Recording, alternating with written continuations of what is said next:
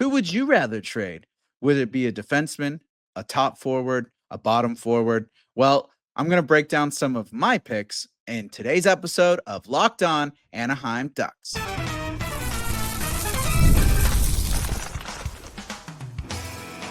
You're Locked On Ducks, your daily podcast on the Anaheim Ducks, part of the Locked On Podcast Network, your team every day. Hello and welcome, everydayers. Thanks for making Locked On Anaheim Ducks your first listen every day, part of the Locked On Podcast Network, your team every day. I'm Kyle Kjer, and I'm a lifelong Anaheim Ducks fan, and I've spent multiple years covering collegiate sports, including college hockey. But today we're talking solely Anaheim Ducks.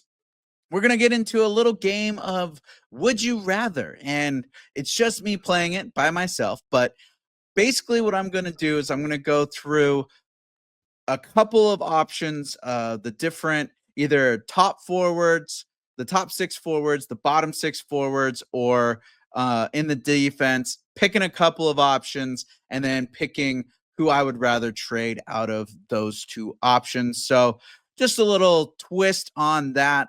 But basically, I wanted to start with the defense, and this roster is kind of in a weird space for me. I feel like there's not a lot to move, but I know Verbeek wants to bring in players, and that obviously would mean some players going out. I do like the setup that the Ducks have, and especially with the progress that they were making, but obviously it's a business. Things happen, trades happen, people got to move. It's the business of the NHL and professional sports in general. And you can't always have the same roster. Things need to adapt. And we've got a lot of young players that also need to come up and get some play time. So, first, looking at the defense, basically, there's a couple options that I see. And really, they're the only two options that make a lot of sense, and that is Radko Gudas and Jacob Trouba. So both of them will be unrestricted free agents next year, which this is an opportune time to trade them if Anaheim's not trying to keep them on long term or extend them. This is an opportunity for them to get some assets back and not just lose a player when free agency comes and they sign wherever they want. Looking at the difference in cap space, Trouba has the bigger cap hit at $8 million, while Gudas is at $4 million. I did like what Trouba brought to the team, especially when he came over. I feel like after everything that happened in New York, he had the opportunity to just kind of be and not have to stress too much about trying to lead the team and carry the team on his shoulders. He just kind of got to come and play some defense. And I felt like he really fit in with Anaheim and the overall structure. I think there was a lot of good things to his game that he brought over to Anaheim. And he sets a little bit of a tone, especially with the Trouba train and the way he can play a physical game. Now, looking over at Gudas, I mean, he is the current captain of the team. He's the first captain since Ryan Getzlaf. So I feel like that's a decision that's not made very lightly when you have a guy like Getzlaf, who was the captain for 10 years plus, and you finally give it to this guy a couple years after Getzlaf retired. There were other players on the team, but it's given to Gudas, the new guy coming over. He's got this tone that he sets, and I think he's an absolute leader for this young squad. I heard nothing but great things about the way he treats the younger players, the way he gets the vibes going in the locker room, and even with the community that he's created out here in Orange County and the things he's done out here, talking to the fans, meeting with everybody. I've seen he does a lot of great work in Czechia, trying to build schools for underprivileged kids and help them get sports that they wouldn't necessarily be able to play, and just doing the good stuff. And I do love not only the off ice stuff, but the things he does on the ice. There's just a level of physicality that he brings when he's playing that is something you cannot replace. It's a priceless type of mentality, the physicality, and just the overall dedication to be showing up every day as a professional, putting in that hard work, going out there, playing a physical game. And if he stays here within in Anaheim and he's got this whatever injury, if there was surgery, there wasn't surgery, there was an injury, there was an injury, but he comes back refreshed after the offseason.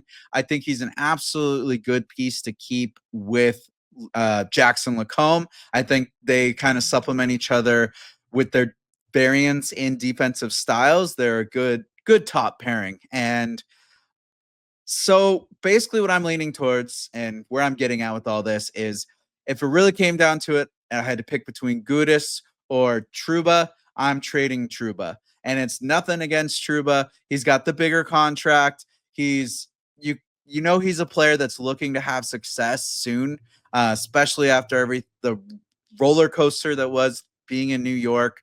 There was kind of some drama on how he even got traded to Anaheim from New York. So I think there's a way you could sell him to other teams as well. And I mean, there's going to be a lot of teams shopping for a player like Jacob Trouba. And I think the return that Anaheim can get is a lot better than what they could get for Gudas. And it's mainly just because to fit that $8 million cap into their cap, they're going to need to remove some contracts and get them off the books. And Anaheim's looking for some good young forwards, maybe a solid mid-tier forward that's going to produce or maybe play some physicality up front and help out that fourth line so they can move some stuff around there. I think that Anaheim also has a plethora of young defensemen that need to come up. So wouldn't be a massive loss losing Trouba. And the guys that are there now in the core, I think they're getting seasoned. They really have gotten the NHL pace down, and they're going to be able to fulfill what Jacob Trouba was brought over here when it comes to that experience level and the physicality. I think there's a lot of guys that are going to be hungry trying to fill that spot. And I think it's really up to having forwards is where Anaheim's trying to fill some gaps, fill some holes, and move things around. I think we're pretty set on the defensive end of things. So Trouba, he's going to bring that name. He's going to make it to where teams are hungry. We're going to get a lot better players in return for someone like Trouba. And I just don't see the Ducks trying to get rid of the captain right now. And with the attitude that he brings, that physicality, and yes, both players are very physical players, but the Gudas hip check, the block shots, the everyday stuff that Gudas does, I think is what gives the more like keep him in the environment, keep him in the camaraderie, and that type of personality that the team has, I think is really going to mold off of a player like Gudas rather than Trouba. So when it comes down to the D, Trouba out, Gudas stays, and yeah, hopefully get some good returns back. And I know I've mentioned it before that Isaac Lundeström is most likely going to be the trade piece that's going to be heading out of Anaheim, out of the bottom six at least. But we'll get into who else I think is going to be an option right after this.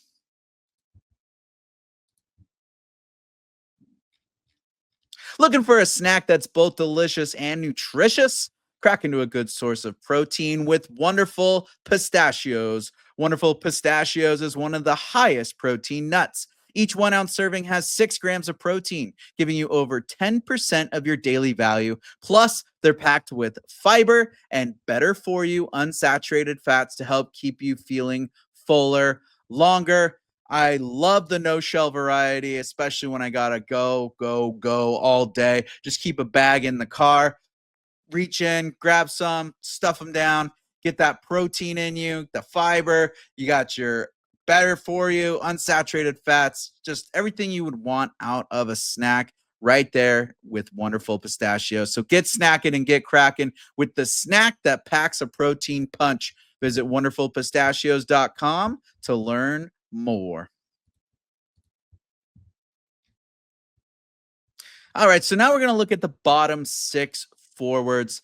And I've said it in pretty much every episode that I've talked about Isaac Lundeström, that I see Isaac Lundeström not being an Anaheim Duck, at least by the end of next season. He seems to be a player that has run his course with Anaheim. I think his assets can be used elsewhere. The only tricky part is that he is a restricted free agent. And so there's kind of a need to do a sign and trade to even get him out of here. If he gets offer sheeted, I could definitely see Anaheim trying to get some picks back on a qualifying offer. But if they do sign him, he could definitely be a sign and trade candidate. But the other bottom 6 forward I definitely see being a trade piece is Ross Johnston. And there was just I don't know, I didn't think that Johnston filled the role that he was supposed to this year. I think the Ducks brought him on. I mean, you look at his season this year, in and out of the roster, up and down performance. Sometimes he's playing physical, sometimes he's not. And I really think Anaheim tried to bring him in here to be a physical presence on the fourth line and kind of be that spark plug and try to draw guys into scrums and some dropping the gloves and really trying to be a pest out there. And I just don't think he really fulfilled that role. It just didn't seem to function properly. And again, there's so many question marks with how the coaching influenced everything that happened with the last 2 years for Anaheim. But I think, I mean, call me biased. I look at that role of the tough guy and kind of being the strong arm for the team.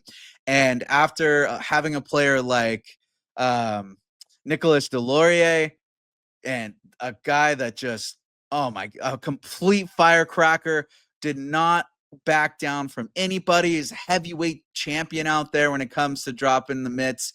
And he would always stick up for the boys. I think he was protecting the younger guys extremely well. And that's kind of what Ross Johnston role was supposed to be, was to help protect these younger guys. And I just didn't really feel that out of him. I didn't feel like, oh man, look out, Johnston's out there. He's gonna definitely cause trouble. I There was a couple times where I thought that was kind of the game plan, when we'd have a little, the Ducks would have a little scrum with a team, and then the next time we played them, Johnston would be in the lineup. But then it was just kind of, he either didn't play that many minutes or never really got out there and caused a ruckus. There was just none of that there. And I don't know if it's just the staleness of his time with Anaheim, or he just doesn't have that much of a get up and go like that. He had a flashes in the pan here and there. Like he had his moments, but overall, I think it was just kind of a letdown on what the expectation was for him. So looking between Lundestrom and Ross Johnston, I'm absolutely trading Ross Johnston out. And I mean, he could definitely pull a couple pieces. I think he would be more part of a package deal to try to land a big fish. I don't think that teams are really going to be solely shopping a 1-for-1 for someone like Ross Johnston. I'm sure teams out there that need that type of player. That he is a little bit bigger. He has his physical moments, and he can, provide good fourth line minutes. But $1 million and some change on the cap hit, not a bad price tag. And if the Ducks are giving away a little package deal with him, I could see teams picking him up. There's honestly a lot of the bottom six that I look at, and I just don't see a lot of teams really wanting those players. And it's not saying that I don't like them or I don't want them on Anaheim. It's more just I don't see them being shopped or like looked for, really, like teams being like, "Hey, yeah, we'll take this guy. Like we'll give you this for a couple of those guys." The big rumor about Jason Robertson, trying to think of what Dallas would need for that, and I've gotten a ton of comments from either Ducks fans or Dallas fans calling me crazy. Some people are down.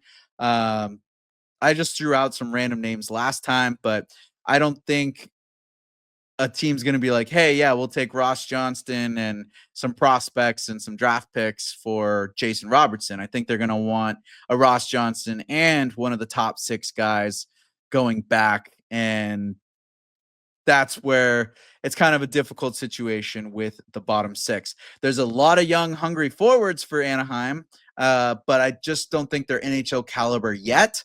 That's kind of the issue, where the Ducks need to keep some of those bottom 6 forwards around, but are they going to get anyone that they can bring in? Maybe take some of the guys that are top 6 right now, bump them down.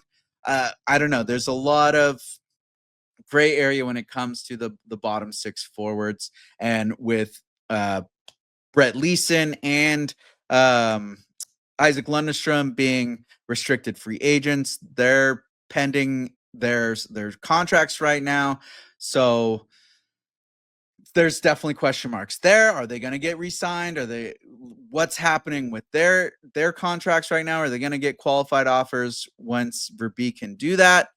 But then we've also got Mason McTavish, Lukasz Dostal. So where does Verbeek really want to put his money?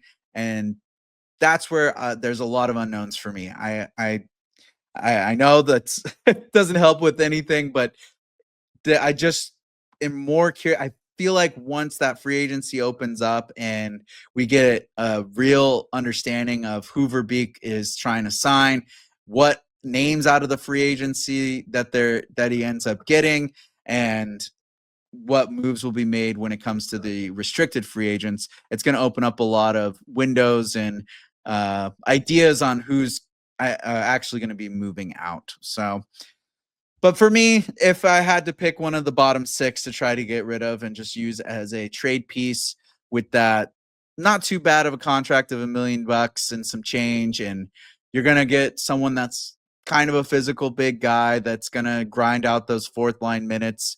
And possibly the Ducks get something back when it comes to like a draft pick or some prospects, maybe a right-handed D. That's the only thing that really lines up, unless he's getting packaged with one of the top lines. And that's where I have a hard time with trying to let him go, is the top minutes, the top 6 forwards. Trying to say too much at once here. The guys that are top 6 forwards that take up a lot of minutes, those are the ones that I'm having a hard time letting go of. But again, it's a business, so I know I got to embrace it. And, not every player is going to be an Anaheim Duck forever. And there are players that will eventually not be here that I absolutely love having in Anaheim. And we'll get into that after this. But yeah, there's so many of the top 6 and these younger guys that I really don't want to get rid of, but we'll see who I think will be out the door next.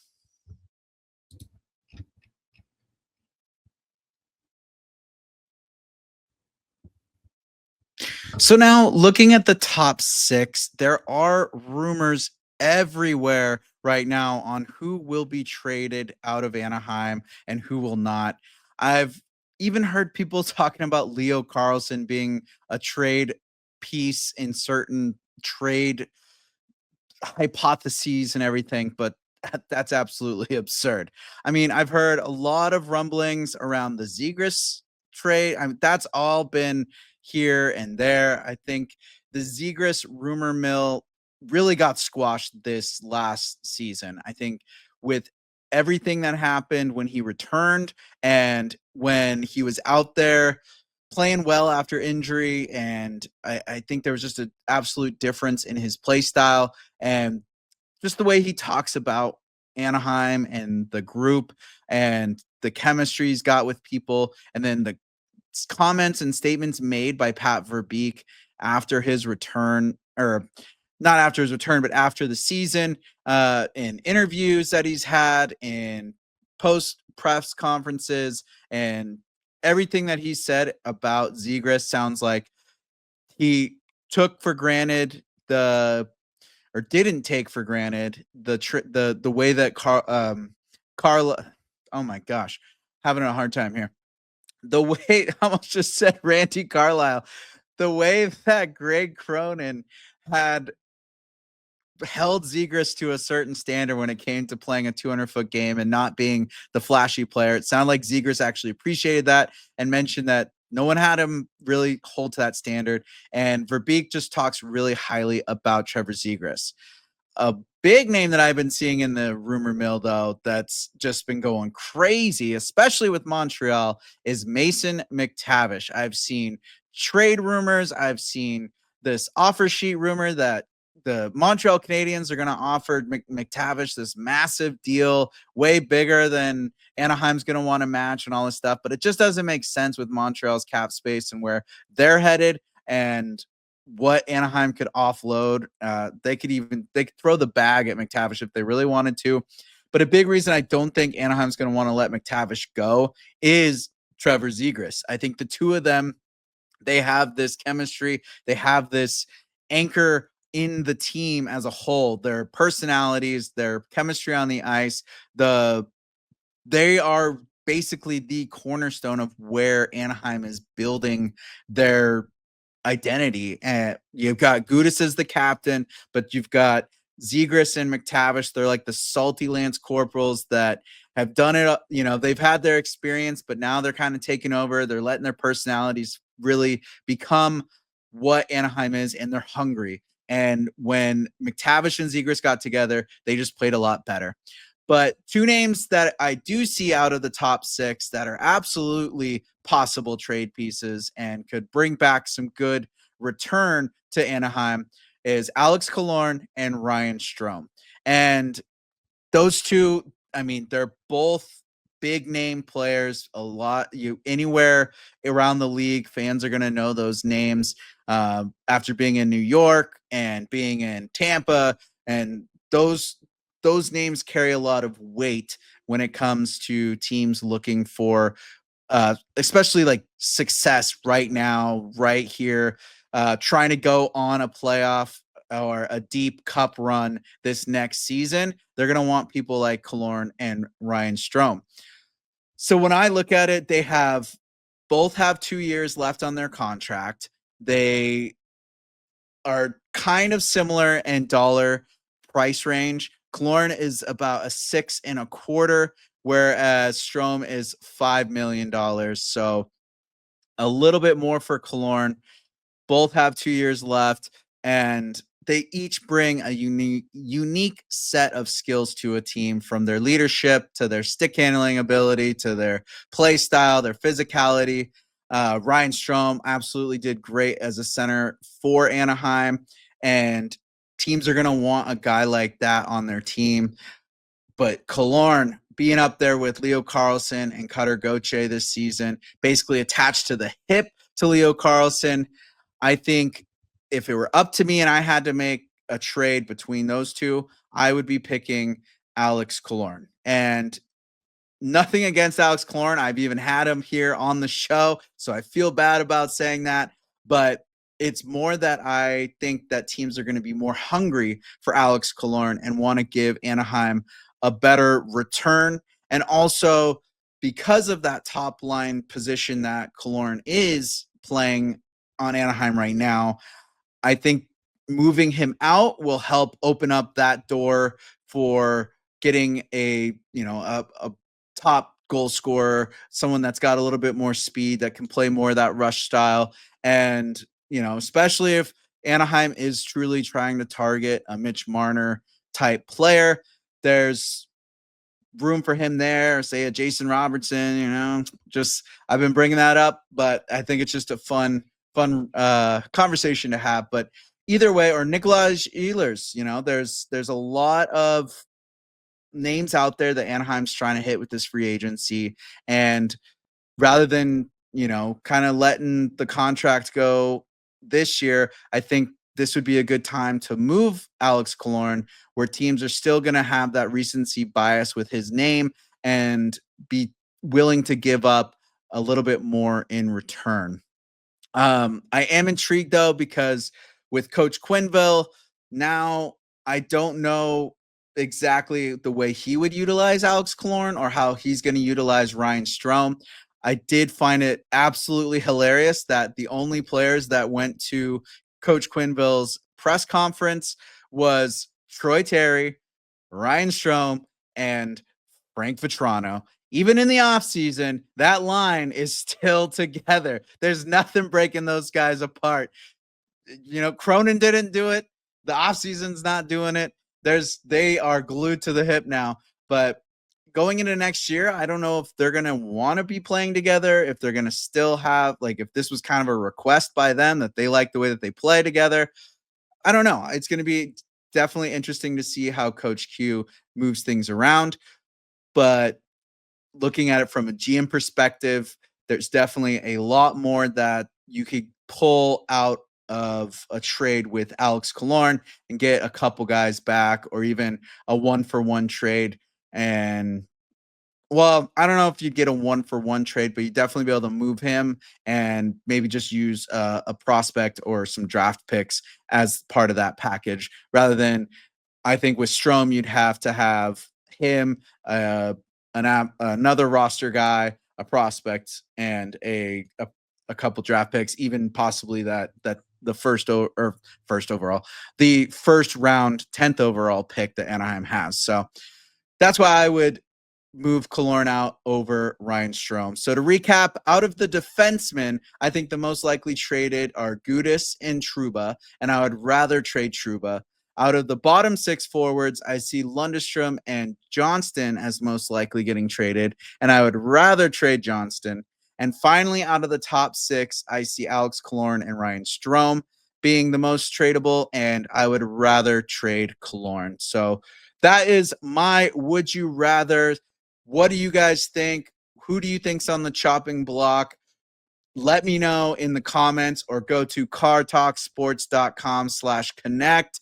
Send me your questions, comments, concerns, anything that you want to talk about when it comes to the Anaheim Ducks. All ears for you guys. So thank you for making Locked On Ducks your first listen today. For your second listen, check out the all-new Locked On NHL Game Night. Every game, every night, until a Stanley Cup champion is crowned. Get local analysis on a national scale. Find NHL Game Night on Locked On NHL on YouTube or wherever you listen to podcasts. That's where you can find this podcast. Make sure you go like and subscribe to the YouTube Locked On Anaheim Ducks. And as always, I'm Kyle Kjer. Be good out there.